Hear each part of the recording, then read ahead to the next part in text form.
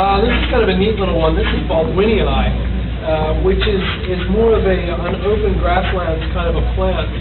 You see this in Florida a fair amount, and it blooms more solitary on short stems, just hanging above the grass. There's another one, similar one to this, called Socialis. The neat thing about Socialis is it's actually rhizomatous and will form a colony, and it evolved in grasslands. And a favorite for everybody here, of course, is Clematis glaucophylla. Really, really rich color with on the inside of the sepals is a completely different color than the reverse, of course. This is the foliage of that growing on a rail, a Chandelier garden. You can see it's just about to start blooming. Well, most clematis grow on a fence like this. What they like is anything slender to hold on to. It can be anything from as slender as a piece of twine or a wire or cable through, say, the thickness of your thumb. If it gets too fat, they can't wrap their petiole around and hold on as well. So lattice is usually okay, even though it's technically too fat. There's so much of it that they can at least hold on to the back of it. You wouldn't want to try to grow it on 2x4. For example, that's just too much for it. It would sort of hold on and then fall down every time the wind blew. Of course, here we are. This is glaucophylla here, and you can see from this that the bloom season is really very long. You've got seeds formed already. You've got seeds beginning to form. You have open flowers, and you have buds still progressing. So the viewers can really bloom all summer long. Again, unfortunately, they're extraordinarily difficult to propagate compared to many. That's why you don't see, you would see more of them out in the trade. And this is Clematis species of Arkansas. So this is going to have a name, and I hope they don't name it something really annoying like Breve pedunculata. I hope they name it something like, I don't know, Arkansas belliensis or something. It's a new species. It doesn't have a name now. All right, let's talk a little bit about training your vines. This is Campus radicans growing at Longwood Gardens, boy, oh boy, are they doing a job here. This espalier takes a lot of work, because one of the things about Campus radicans is it flowers at the ends of stems. Okay, so they're not trimming this back all season long. They're training stems along this espalier all summer long, because otherwise it would never flower. So they're guiding them out and tying them down, guiding them out and tying them down, and they're able to, that's a lot of work with a campus. I tell you what, though, the campus gets them back. It's popping up in that variety all over the place. But this is what it's grown on here. And this is a good example of what I was talking about. You want to, in a lot of cases, stand off from a wall to get airflow behind. Your wall doesn't grow algae. If it's a wooden wall or something like that, it isn't going to begin to rot. And your plant itself gets some airflow behind it in addition. It's just generally good to try to do it. Now this is a commercial standoff here. Obviously this isn't going to be as readily available or useful for us, but we can do the same thing with anchors and just hook eyes. It's just a lag bowl with a loop at the end of it, and tie some wires onto that. That's what I do at the nursery. How far should it stand off? As far as you can practically. Part of the problem with the standoff, of course, is as the vine gains weight, you've got a lot of bearing down on that. So the further out you are, the moment of inertia of the weight is greater. The leverage that it exerts on that anchor point. So try to get a few inches anyway. And usually with a good sturdy hook eye, you can do that. In the case of something like clematis, you don't need nearly as much. It's a very light structure. It doesn't build year after year because you're pruning them. In the case of something like wisteria, you need something really sturdy because it's going to become massive. I also don't recommend wood for wisteria because a wisteria vine, when it gets on there, can literally crush a 2x4. It can even get to crushing a 4x4 if you let it. If you're going to do wisteria on wood, unwrap it every year. And guide it along the outside of whatever your thing is, and use steel pipe or cable like this. A neat thing, a side note about this is they have matched the color as best they could with the wall. If you can do that, that's a plus because it makes the structure disappear. And this is Bignonia capreolata. Remember, I was saying it will climb on anything. This is at River Farm down in Alexandria, Virginia. And it will climb right on that. They've got some wire attached onto this, the wooden part of this arbor here. And it does perfectly fine. And again, it's something capable of growing to 50 feet, but you can see it's manageable at merely, I think this probably tops out at 9 or 10 feet. What is it again? Bignonia capreolata. We talked about it earlier. The tangerine beauty is the example.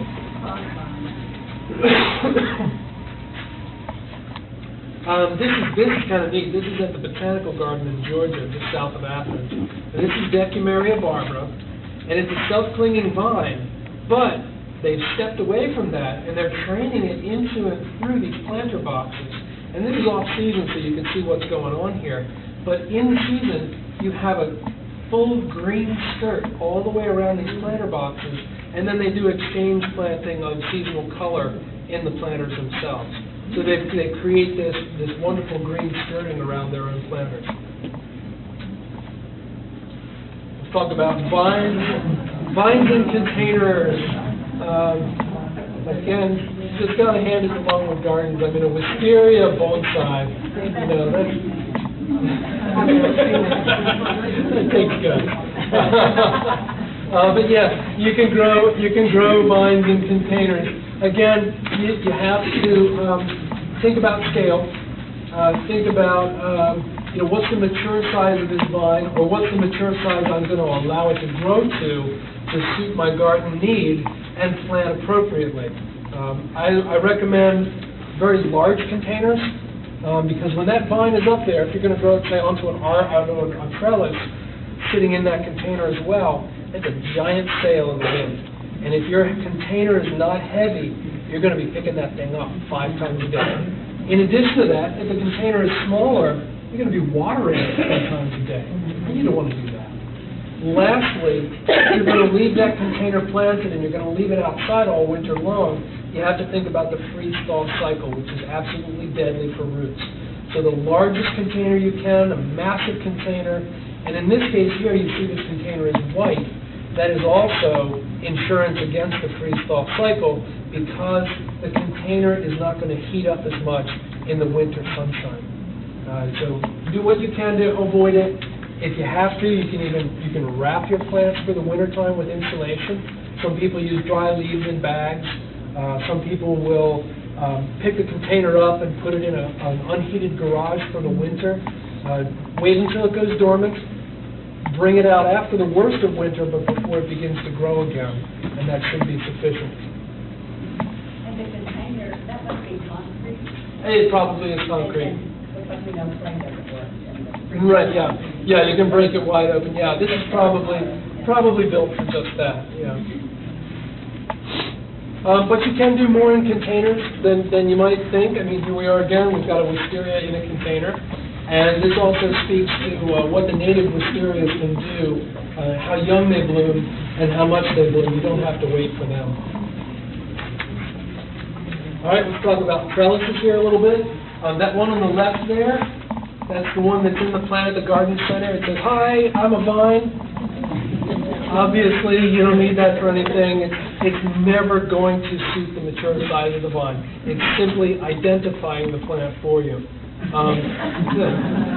The two next ones over are fairly nice, but by the time you sink them in the ground, you've really only got 4 to 5 feet of growth there. And so they're only going to be suitable for some of your more compact vines. You could potentially contain a gelsemium on there. Certainly the native clematis can fit on there. They'll end up mopping around at the top. You can guide them back down and back up again. That's fine. The two on the right, my wife got from IKEA. They're not practical, but really cute. And of course, you can grow them onto wires. Most of the twining ones go up just fine. This is Betty Cornish, not a native, but it's got native in its genetics.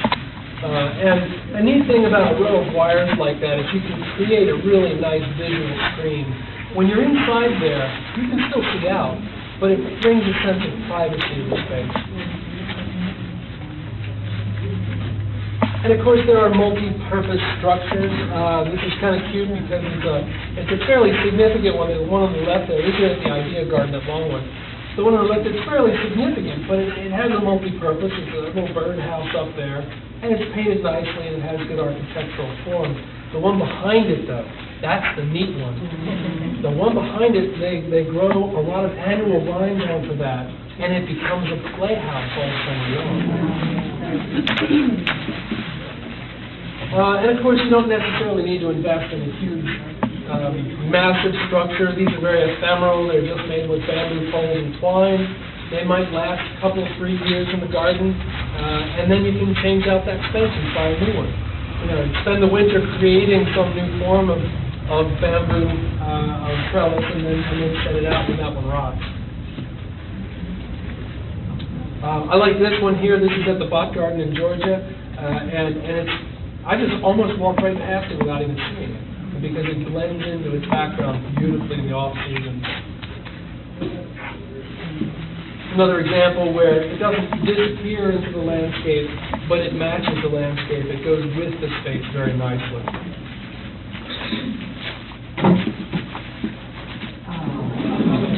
Back at Longwood, this is my daughter, Sophia. Many years ago.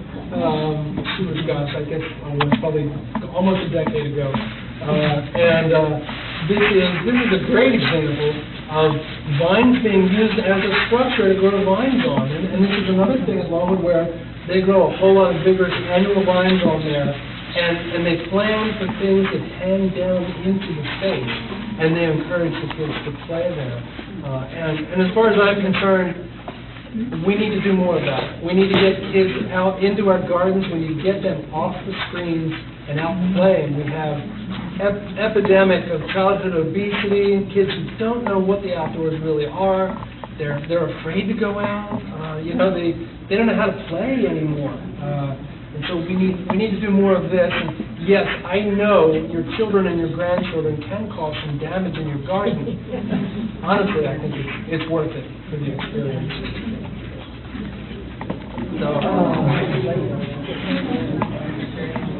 So no matter how you grow your native vines, I wish you success. Thank you very much.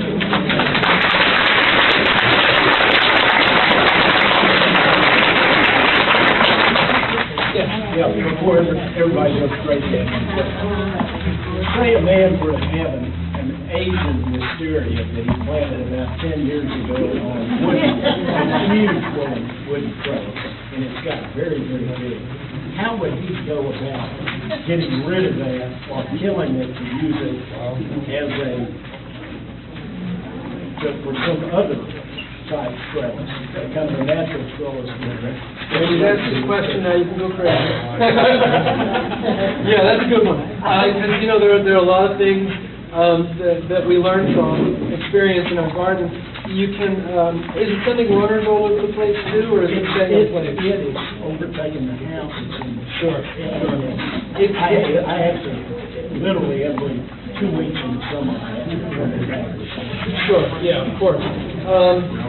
Honestly, I'm not a huge fan of the way Roundup is used agriculturally, but I think pinpoint precision is a really great tool. And what I would do, if it were me, I would cut it at the base.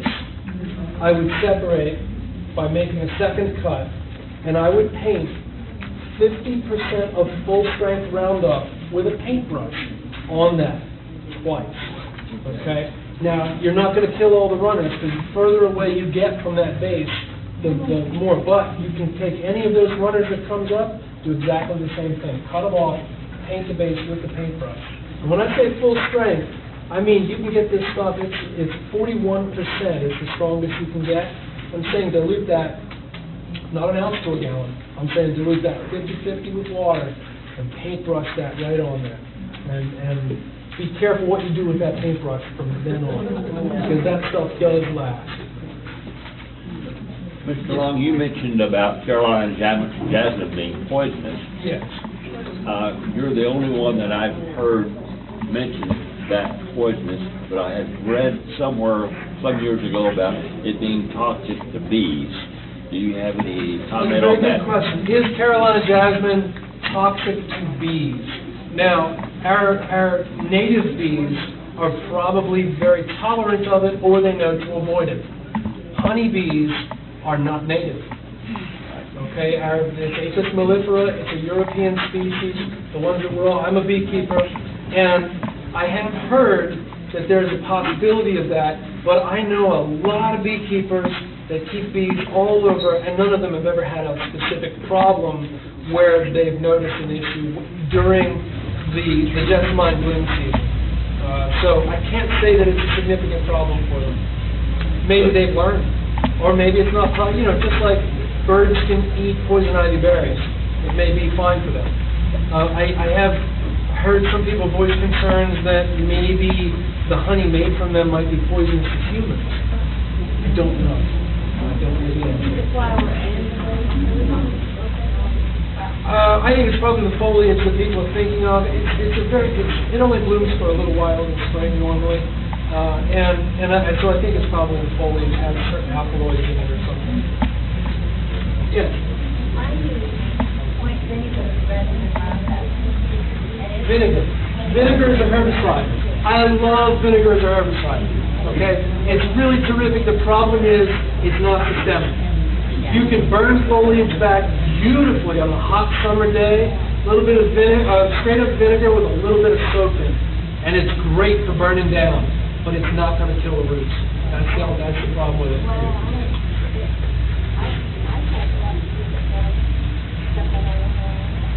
Good. I'm glad to hear that. That's terrific. Okay. Well, the soap just helps it to hold and stick. Yeah. Right? Yes. Talking about killing vines that you really are sorry you planted. I know you probably don't tell this, and I wouldn't either, but English ivy. Oh, yeah. What about, I've thought about the technique you said with the bacteria, but it's growing in a tree, going up into the tree. Is that going to have any effect? I picture this, that those connecting tendrils to the tree are going to continue to grow. Would I be right, or do you know? Can you do the same Roundup treatment with English ivy, heterohelix? And you're right, we don't offer it. It is a non-invasive. You can do the same thing. The tendrils that are up in the tree are not existing on the tree. It's not parasitic. No. The plant is getting all this sustenance from the soil. It's simply using the tree as a trellis, basically. So it will work. You want to make sure you don't touch any open parts of the tree or any green surfaces of the tree. If you happen to get a little bit of Roundup on a piece of bark of the tree, you should be okay. You just want to avoid the foliage. Yes? Can you do the same thing that we intend to do with the Roundup on greenbrier? Yeah, it's a universal treatment.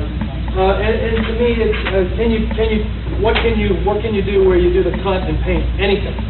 It's highly effective, and what you're doing is you're avoiding that 80 million barrels of glyphosate sprayed in the U.S. every year by pinpoint treatment. Because, well, studies are beginning to show that it is dangerous, it is a carcinogen. Whether that bears out or not remains to be seen, but I do know that it does exist a lot longer than they originally claimed. The metabolites of glyphosate have been found in groundwater in New Jersey. And so, yeah, it's not that, it breaks down and goes away in 3 days like they promised. So that's why I don't spray. I never spray Roundup. I do pinpoint only. Yes. Is this glyphosate on greenbrier translocated into this little bulbous thing that reproduces the plant? How far will glyphosate translocate into, say, for example, tuberous forms or other things? It depends on the distance and how much you get down in there.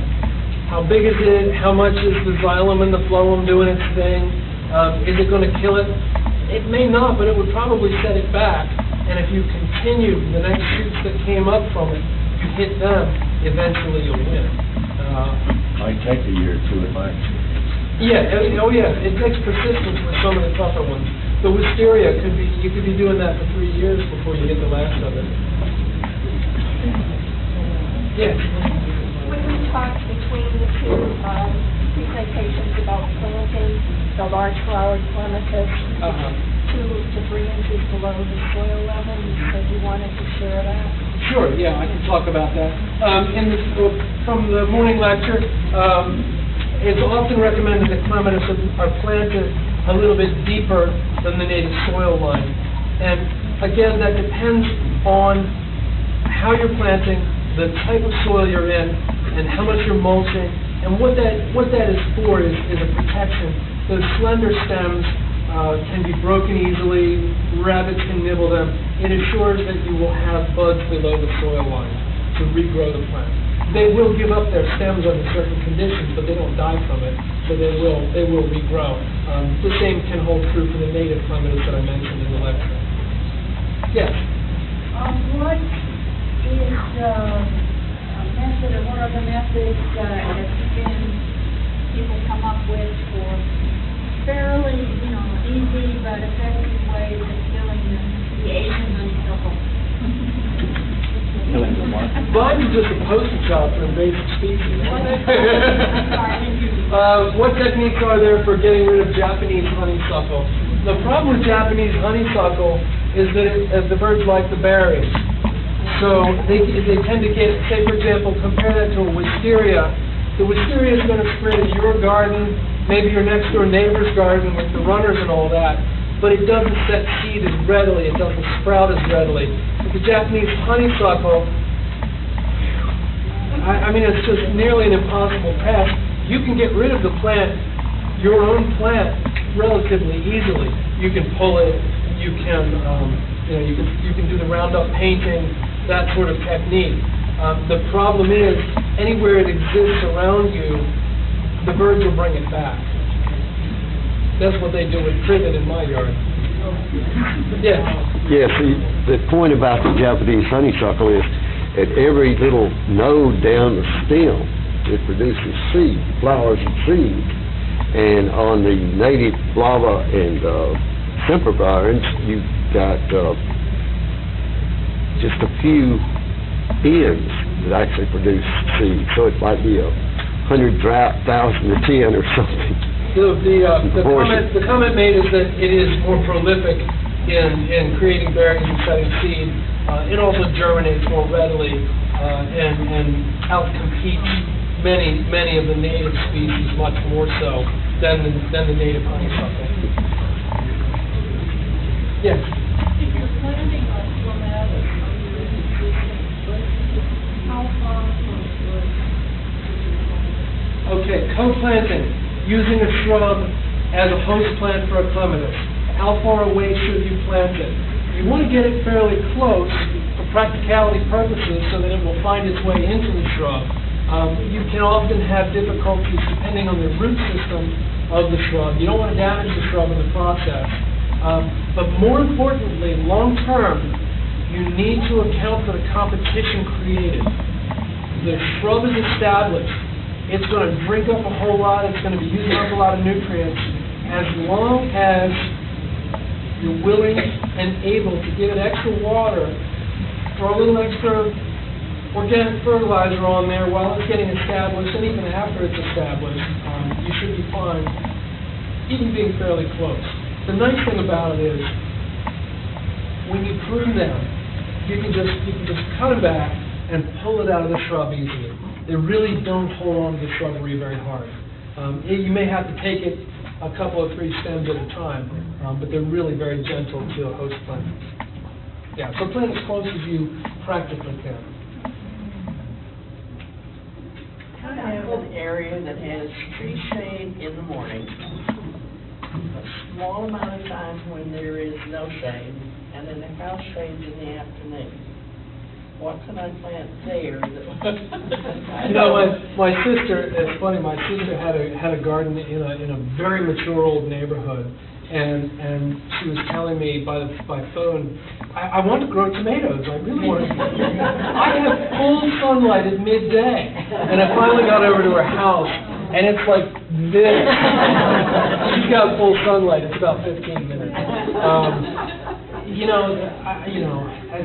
It's a tough one. How much sun is it, a couple of hours? Yes. You should be okay for a lot of plants with 2 hours of direct sunlight midday. That's strong sun. Yes. You could grow clematis, you could grow honeysuckles. Have you tried those? No. Okay, I'd say give them a shot. They're not like roses.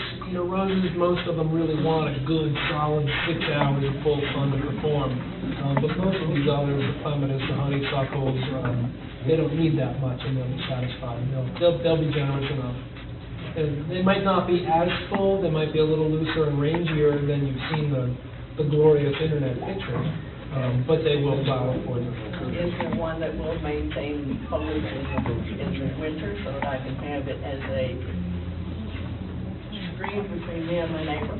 Gelsemium, the Carolina jasmine, Carolina jessamine. They're fully evergreen. The margarita will be fully evergreen for you in this climate. My mother-in-law grows that on the north face of the house in the woods, and it still blooms fine. So it takes low light levels to still flower. So again, go with a good selection. Somebody's in the back. Yes. I was going to ask about co-planting vines. Of course, I could ask Lynn Rogers to be the expert. But I assume that if you've got different vines, like a fungus here and a tropic vine here, you'll put them on opposite sides of the arbor and grow them together up there? You can do that. You can plant them right next to each other. I mean, if the seeds germinate in the wild right next to each other, they're going to be right on each other.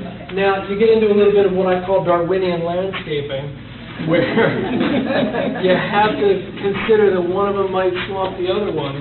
If the effect is desirable, you may find yourself needing to do a little summer pruning and guidance in order to keep one from out competing the other.